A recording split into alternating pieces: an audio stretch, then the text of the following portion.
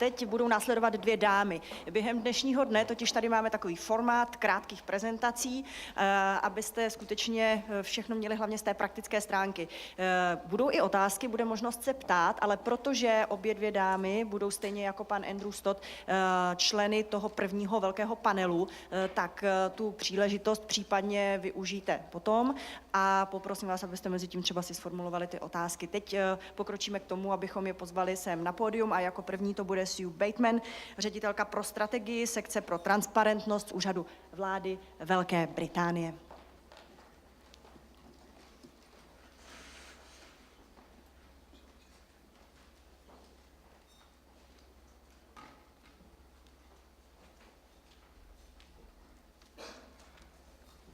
Okay, good morning, everybody. It's a pleasure to be here to speak to so many of you. My presentation is actually very brief. I will keep it so because I'm conscious that we've been sitting here listening to lots of interesting examples for a while, but I'm sure that you have lots of questions that you want to ask, so I will be as brief as I can be. So, I work in the transparency team, as the introduction said. The transparency team in Cabinet Office is responsible for coordinating the UK transparency agenda. It is a priority, as Andrew has said previously, of this coalition government, and there are three areas that are of real importance to us that form the basis of the priorities within the team and our work programme. So the first of which is around improved accountability, the second around better public services, and then the third around economic growth and value back into the community. So I'll take you very briefly through those three areas again, just to reiterate that simple message that Andrew so eloquently gave lots of examples to. And then I'll get into a little bit around, so what does that mean in practice for our team? Where are our priorities?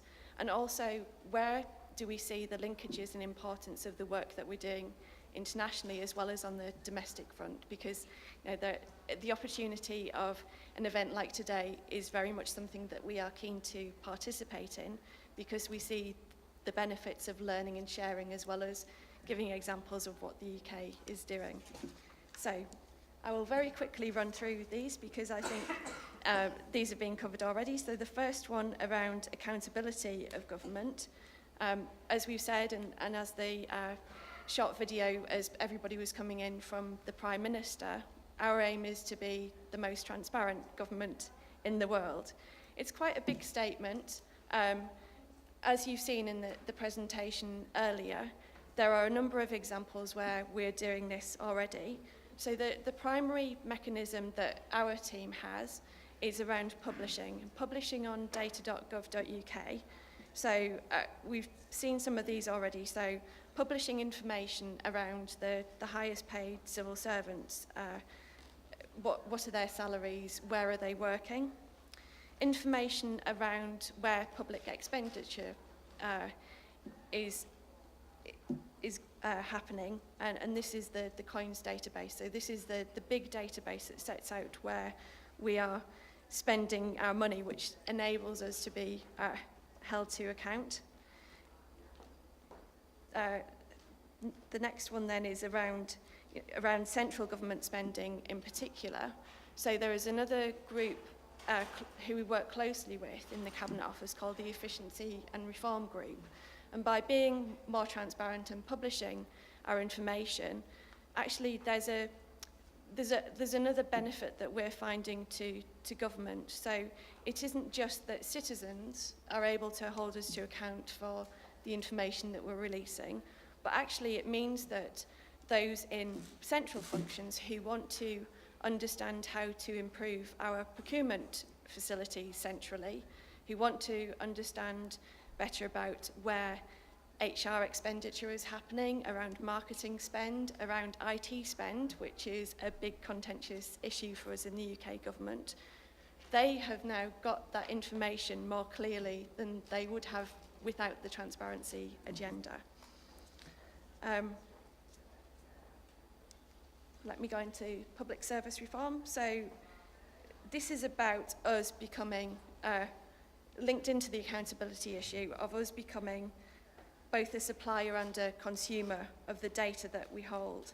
So Andrew's run through some of these examples already around prescriptions data, so the example of Masters on Sea, being able to look at how GPs in your local area are doing and being able as a citizen to have more choice around that, as well as a government, so the Department of Health and the National Health Service, being able to do something around that performance information. So again, it's kind of the two-sided benefits to it. And again, the crime map example that you saw earlier, not only allowing citizens to engage with what we're doing, understand what's happening in their own area more readily, but also to help the strategies and policies around crime and justice in the UK. The next one then, very quickly, is around the economic growth. So we believe, and the examples that you've seen already today, that by releasing open data, we have a means to stimulating growth. And Richard will talk later about some of the work that ODI are doing, and Chris as a prime example of that through the Open Corporates work. You know, examples again around releasing data around weather and the ability then for small companies to take that information and build apps that others can use, as well as providing a service back to government itself. So I'll skip over those things because I'm conscious that time is a little short. So you might be asking, this is all very well saying you've got these three big aims and objectives, but actually how have you made that happen in the UK? And I think one of the lessons that Andrew pointed to at the end around leadership has certainly been the thing that has been the differential for us in the UK. So the support and governance structure has been really important for us. So we have support, as you've seen this morning, from the Prime Minister. Interestingly, and this comes up in conversations that we sometimes have with colleagues from other governments from other countries, the basis for our work is around policies and letters from the Prime Minister to say that this is how he wanted departments to operate, and giving, I guess, the authority to the transparency team to go and work with departments to release that data. We don't have a legislation as such that is specifically around open data. We do it through encouraging, supporting, and once you have that first wave of data being released, it's very difficult to go back then because you've made it open. So it can make for interesting and challenging times, but actually we found that having just that policy is enough for us without having the legislation.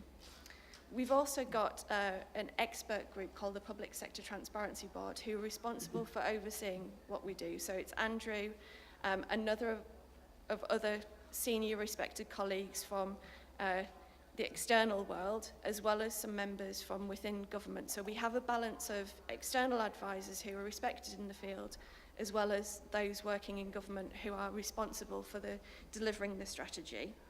And they make sure that we are on track, whether that be at a high strategic level or whether that be bringing in individual departments who may not be living up to their promise of commitments. We also have, underpinning that, a number of sector boards. So by that, we typically mean an agency or a department who is responsible for a policy area. They will have a board that looks at data that can be released. And again, there tends to be a mix on those boards that we're still continuing to look at and finesse to make sure that we have some external advice as well as people internal to government. So, keeping up that open and transparent approach, not only in the data that we're releasing, but also in our approach to the work as well. And then at an even more localized level, just working with those individual departments to find out and help unblock where there may be issues. So the last thing that I just want to say very quickly is really around the international partnership. So this is absolutely key to our work. It actually has proved something that has helped us in the UK to forward the transparency agenda. As you've seen from the last presentation around the Open Government Partnership, the UK was one of the founding members of that. And last year was actually a big and pivotal year for us in terms of our role on the international stage and working with other countries, as well as pushing what we were doing domestically as well. So we had a pretty unique situation where we were not only had the presidency of the G8, but we were also the lead co-chair of the OGP. In both of those cases, we took a decision at the most senior political level that transparency would be at the heart of the agenda for the G8, as well as obviously in trying to push forward what we wanted to do within the OGP. So at the G8, we developed and published an open data charter. We carried that through into the OGP, where we had over 1,500 delegates from over 80 countries represented. And as part of that, we had to publish our own second national action plan. Now, we're already 2 years down the road of doing national action planning for the OGP. And as Andrew said, 4 years into our open data agenda. That said, we might be a bit further ahead than others, but we still want to learn from what others are doing, and certainly having those kind of forums in the G8 and in the OGP have been really beneficial to us in helping to think about where we go next and where we might want to push further. Thank you.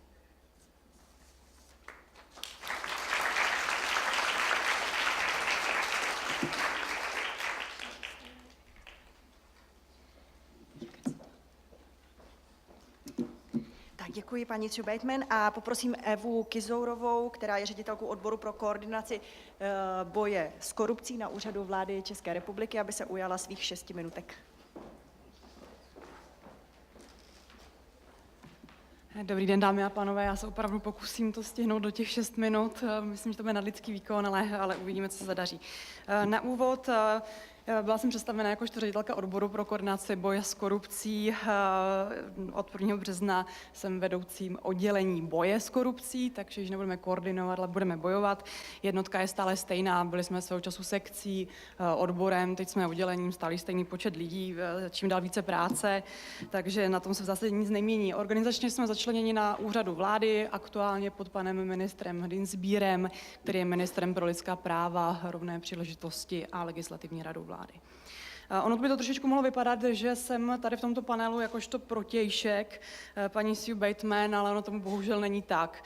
O tom si krátce pohovoříme ještě jakoby dál. Mně se moc líbil úvod té prezentace, který hovořil o tom, že závazek britské vlády je v koaliční smlouvě jako jedna z hlavních priorit je agenda transparentnosti. Pokud se nemýlím, tak u nás tomu tak bohužel není, když ne, že by to tématem nebyl. Dnes již byla řeč o partnerství pro otevřené vládnutí, takzvané OGP. My jsme se k této iniciativě Česká republika připojili v roce 2011. V roce 2012 na počátku jsme formulovali takzvané závazky akčního plánu. Prvním prioritou bylo přijetí zákona o úřednících ve veřejné správě, druhou byla novela zákona o svobodném přístupu k informacím a třetím závazkem bylo dosažení standardu otevřených dat jako takového. To, že ani jeden ze závazků splněn nebyl dosud, tak to mnozí z vás asi ví. Upozorňuji jenom na to, že všechny 3 závazky jsou v gesci ministerstva vnitra, včetně právě tematiky otevřených dat. Na dalším slajdu jsem se snažila vytyčit, které přesně ty standardy to měly být, takže měly být zhodnoceny právní a technické požadavky na to, aby otevřená data mohly být zveřejňována.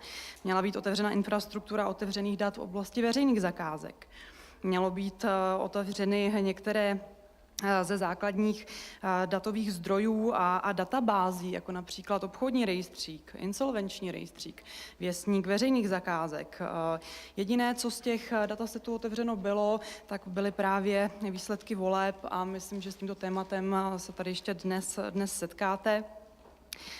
Základně taky jde o to, o kvalitu těch informací, které se stejně v těch rejstřících dnes nachází.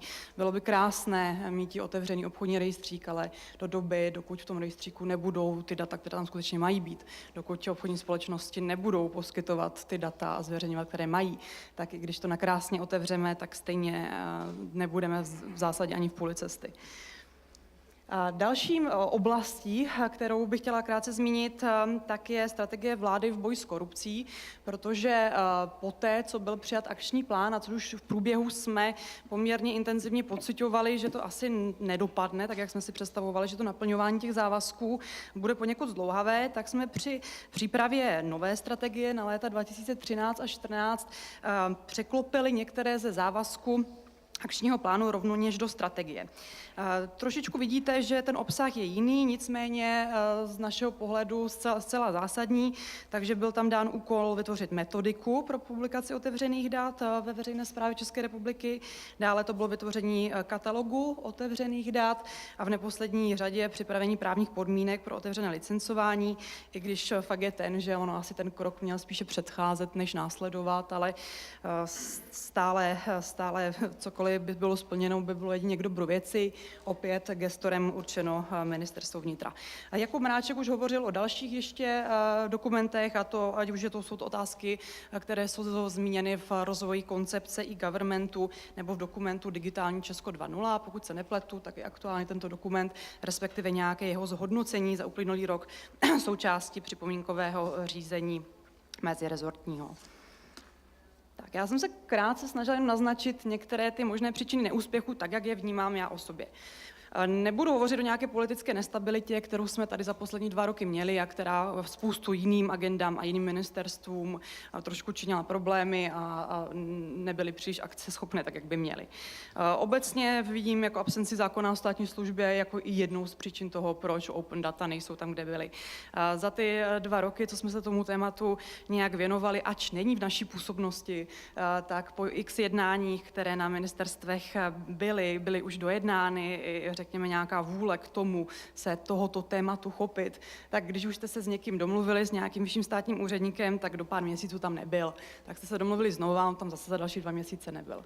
Takže to je obecně ten jakoby problém, ale to je vůbec problém jakoby České republiky jako takové a veřejné správy jako takové. S tím velmi úzce samozřejmě souvisí aktuální absence zodpovědného gestora, o tom Jakub Mráček hovořil. To je možná i odpověď na tu otázku, proč tady stojím já, no měl by tady stát někdo úplně jiný, no měl by tady stát asi někdo z ministerstva vnitra, ale odkudkoliv. Já myslím, že v té prezentaci ty fotografie, které tam byly naznačeny, tak jsou některými z možnými. Pokud já můžu osobně slíbit, tak na našeho pana ministra v této věci mohu intervenovat. Nevím, jak pochodím, ale s tím tématem žijeme už dlouho a myslím si, že kdokoliv to bude, kdokoliv k tomu přistoupí zodpovědně, tak to bude jedině dobře.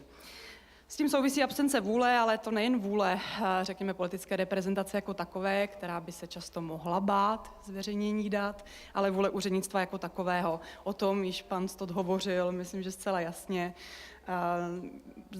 Z naší strany, respektive z vaší strany, asi je na čase přesvědčit trošičku všechny, včetně úředníků, včetně politické reprezentace, že nejde jenom o potřebu informací pro neziskový sektor, pro občanskou společnost, ale i pro ně.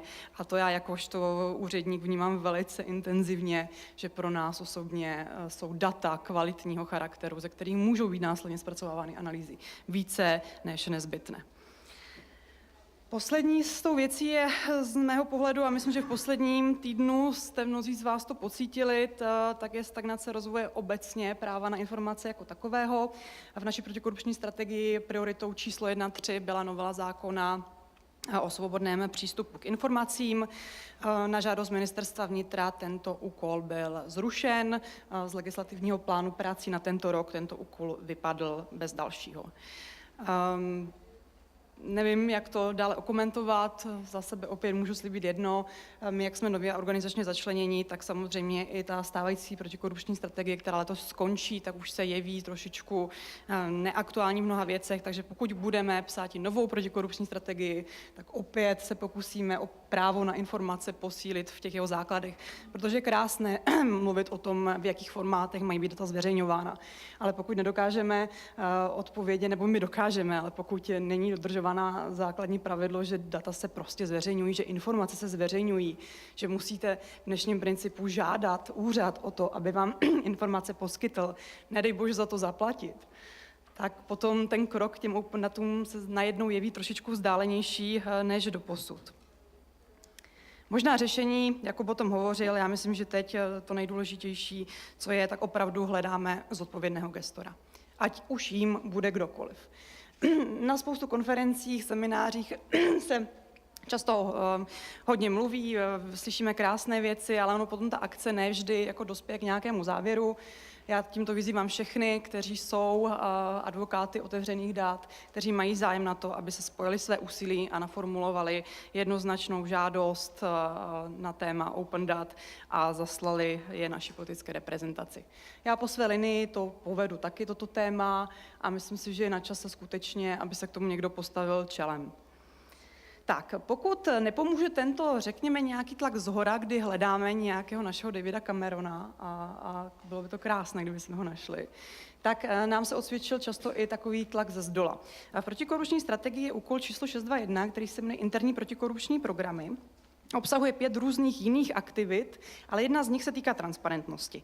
Úřady musí zveřejnit svůj interní protikorupční program a zavazují se v rámci transparentnosti zveřejňovat informace o veřejných prostředcích, s kterými nakládají, a zároveň zveřejňování informací o systému jejich rozhodování, na podkladě jakých rozhodnutí, jak vypadá jejich organizační struktura, jak vypadají některé jejich interní akty řízení, které se zabývají vzájemnými vztahy a jejíž důsledky se projevují navenek.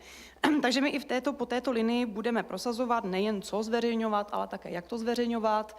A kdyby tehdy nebylo vůbec celé komunity kolem open dat, tak toto téma se do akčního plánu nikdy nedostane. Já myslím, že tato komunita je obrovsky silná a kromě entuziasmu, kterým oplývá, tak je neskutečně profesionální a s tím se zase nesetkáváte úplně vždycky.